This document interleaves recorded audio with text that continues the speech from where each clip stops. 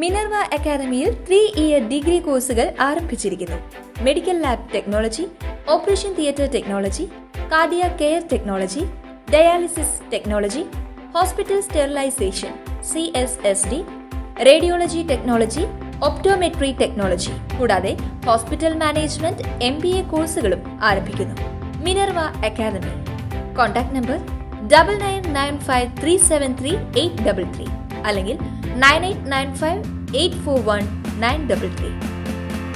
Minerva academy, skill and professional studies.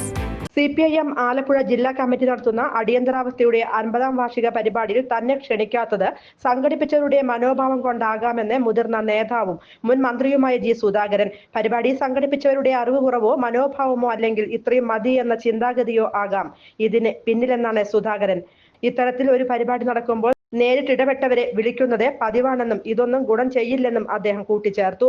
പരിപാടിക്ക് ക്ഷണിച്ചില്ലെങ്കിലും വേണ്ട, തന്നെ അറിയിക്കുക എന്നതല്ലേ കമ്മ്യൂണിസ്റ്റ് സംസ്കാരമെന്നും സുധാകരൻ ചോദിച്ചു.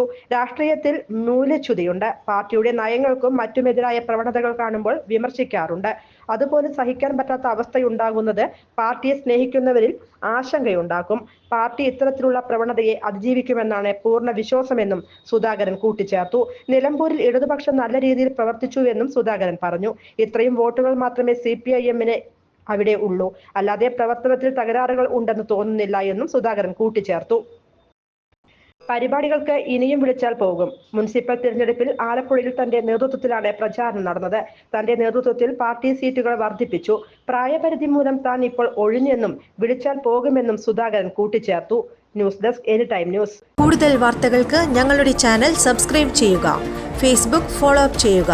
വാർത്തകൾ വേഗത്തിലറിയാൻ എനിടൈം ന്യൂസ്.